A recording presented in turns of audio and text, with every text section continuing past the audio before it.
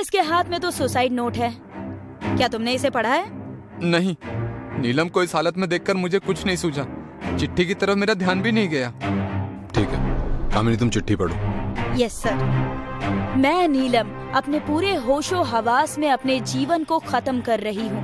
मेरे मौत के लिए किसी को भी जिम्मेदार ना पकड़ाया जाए। मैं अपनी मर्जी से खुद को गोली मार रही हूँ। नीलम, तुमने ऐसा क्यों किया? सर, ये तो ओपन एंड शट केस है। इस लेटर से ये साफ जाहिर है कि इसने आत्महत्या की है। फिर भी इसकी बॉडी पोस्टमार्टम के लिए भेज दो, देखते हैं अगर कुछ और मिला तो। सर, सामने वाले घर में एक और लाश मिली है। कोई औरत है।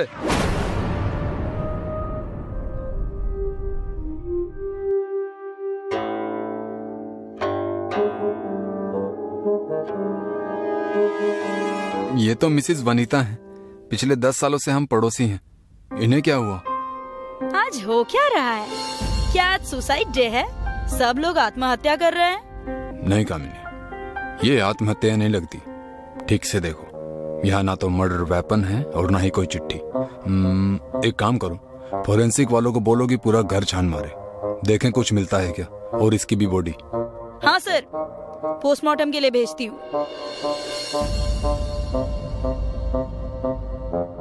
क्या हुआ आपको? पहले तो आप दुखी थे, पर अब बहुत डरे हुए लग रहे हैं। नहीं, ऐसी कोई बात नहीं है, पर पहली बार 2 लाशें देखी और वो भी इतने कम समय में, इसलिए थोड़ा सा डर लगा। चिंता मत कीजिए, आप हमारी टीम को अपनी सारी डिटेल्स दे दीजिए और अपने घर जाकर आराम कीजिए। आगे हम देखते हैं। Thank you sir.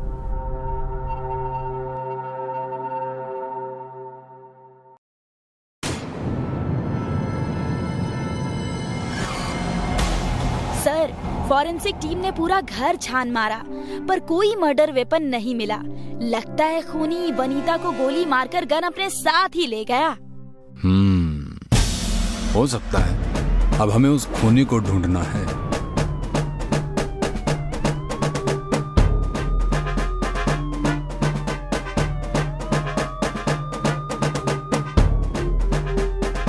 Sir, postmortem की रिपोर्ट आ गई, आपको ये देखना चाहिए। ये कैसे हो सकता है? नीलम ने तो आत्महत्या की है, फिर वनीता कैसे मर सकती है? यही तो समझ नहीं आ रहा है सर, आखिर ये कैसे हो सकता है? रिपोर्ट में कुछ गड़बड़ तो नहीं हुई ना? तुमने पूछा ठीक से? रिपोर्ट देखने के बाद मैंने खुद उनसे 10 बार पूछा, उन्हें भी ये बहुत अजीब लगा। रिपोर्ट के मुताबिक नीलम और वनीता का खून एक ही गोली लगने से हुआ है। मतलब इन्हें वनीता के बॉडी से जो बुलेट मिली है, उसी से नीलम भी मरी है। पर सर, नीलम ने तो आत्महत्या की है, फिर वो कैसे वनीता को गोली मार सकती है? और एक गोली से 2 लोग कैसे मर सकते हैं, वो भी 2 अलग अलग जगहों पर? यही तो बात समझ में नहीं आ रही। लगता है हम गलत डायरेक्शन में सोच रहे हैं। मतलब?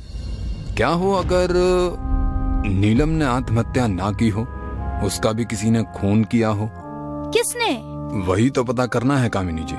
चलिए। सर, नंदिनी के सीडीआर में कुछ भी सस्पिशियस नहीं है। बस एक लड़के के कुछ फोन कॉल्स दूसरों से ज्यादा है। लड़के का नाम रोहन है, जिससे प्रिया की भी बातचीत होती रहती है। बुलाओ उसे। आई थिंक सर हम कुछ जल्दबाजी कर रहे हैं। बिना किसी ठोस सबूत के किसी भी जवान लड़के या लड़की पर शक करने से उन पर मेंटल प्रेशर क्रिएट हो सकता है सर। वो केस अनसोल्व रह गया तो हम पर प्रेशर क्रिएट हो सकता है। Getting my point? हेलो, क्या एक और लाश?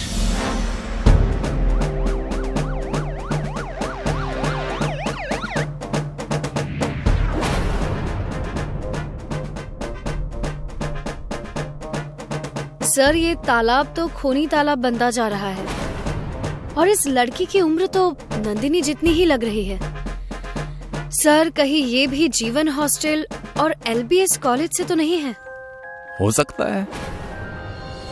कहिए इंस्पेक्टर, अब क्यों बुलाया है? वो तो बता देंगे, पर आपके हाथ पर ये चोट कैसी? फ्रूट काटते समय चाकू लग गया था। क्या आप इसे पहचानती हैं? ये तो दिव्या है, प्रिया की रूममेट और क्लासमेट भी। प्रिया कौन है? सर, मैं हूँ प्रिया। लास्ट टाइम जब तुम्हें कॉलेज में मिले थे तब तुमने क्यों नहीं बताया कि तुम जीवन हॉस्टल में ही रहती हो? आपने पूछा नहीं तो मैंने बताया नहीं। अब पूछता हूँ, तुम्हारी दिव्या से किसी बात को लेकर झगड़ा या कोई उलझन या कोई दुश्मनी थी? सर, दुश्मनी का तो पता नहीं, लेकिन वो कल अपने बॉयफ्रेंड से मिलने गई थी। वो अच्छा लड़का नहीं है। वो कॉलेज की लड़कियों को फंसाकर उनसे पैसे ऐंठता है। आई थिंक उसी ने मारा होगा दिव्या को। तुम्हारी इस श्योरिटी की वजह? दिव्या से पहले नंदिनी उसकी गर्लफ्रेंड थी और उसने मुझे भी टारगेट किया था। रोहन नाम है ना उसका? जी sir. Address? Cross road, room number 5। Sir, मैंने कुछ नहीं किया। ये तय करना हमारा काम है रोहन जी। आप ये बताइए, कल रात कहाँ थे? दिव्या से मिलने गया था। उसे मारा क्यों? मैंने कहा ना सर, मैंने उसे नहीं मारा। मैं प्यार करता था। प्यार तो तुम नंदिनी से भी करते थे और प्रिया से करने की कोशिश भी कर रहे थे। पहले क्या था क्या नहीं मैं आपको एक्सप्लेन नहीं कर पाऊंगा सर। बस इतना कहूंगा कि मैंने दिव्या को नहीं मारा। मैंने खुद उसे उसके हॉस्टल के बाहर छोड़ा था। मुझे लगता है दिव्या को वार्डन ने मारा है। वार्डन? उसे लड़कियों में इंटरेस्ट है सर। वो हॉस्टल की लड़कियों को अपनी हवस का शिकार बनाने का मौका ढूंढती रहती है। लड़कियों को फंसाने के लिए ही उसने अपने हॉस्टल का रेंट बाकियों से आधा रखा है। दिव्या उससे बहुत परेशान थी, लेकिन सस्ता होटल होने की वजह से कोई भी लड़की वहां से निकल नहीं पा रही थी। सर, आई थिंक रोहन सच बोल रहा है। कुछ तो गड़बड़ है सर। सर, कल 3 बजे के आसपास एक आदमी शूज खरीदने आया था मेरी शॉप पर। ऐसे शूज चाहिए थे जो इस मॉल की टाइल्स पर भागते हुए बिल्कुल भी ना फिसले। हमने उसे वो शूज प्रोवाइड कर दिए, लेकिन जब वो पैसे निकाल रहा था तो उसकी जेब से एक इंजेक्शन नीचे गिरा था। मैं उसे उठाने ही लगा था, लेकिन उसने हड़बड़ाते हुए बड़ी तेजी से वो इंजेक्शन उठा लिया। उस इंजेक्शन की वजह से मुझे कुछ गड़बड़ लगी सर। हो सकता है वो डायबिटिक हो, मतलब कि इंजेक्शन इंसुलिन का भी हो सकता है। जी नहीं सर, वो इंसुलिन का इंजेक्शन नहीं था। मैं पिछले 3 साल से इंसुलिन ले रहा हूं सर, तो मुझे पता है सर कुछ गड़बड़ है। उसका चेहरा याद है? सर, चेहरा तो याद नहीं, लेकिन उसने कार्ड से पेमेंट की थी, तो उसकी डिटेल्स मैं साथ ही ले आया हूं। ये लीजिए। पुलिस के काम की नॉलेज बहुत है आपको। क्राइम शो बहुत देखता हूं सर। ज्यादा क्राइम शो मत देखा करो सोमनाथ जी, दिमाग क्रिमिनल हो जाता है। एनीवेज, कामिनी इसके बारे में पता करो। सर, ब्लड रिपोर्ट के हिसाब से ट्रॉली पर लगा हुआ खून मृतक सुनील का ही है।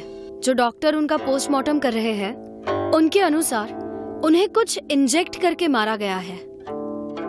इसका मतलब कातिल सोनू ही है। उसका एड्रेस पता चला? जी sir, Prem Nagar, house number 6, Karol Bagh. रहना प्रेम नगर में, काम नफरत वाले। वाह, लेट्स गो।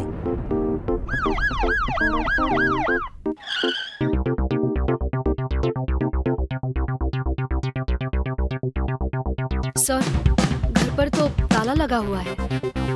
पड़ोसी से पता करो, शायद उन्हें सोनू के बारे में कुछ पता हो।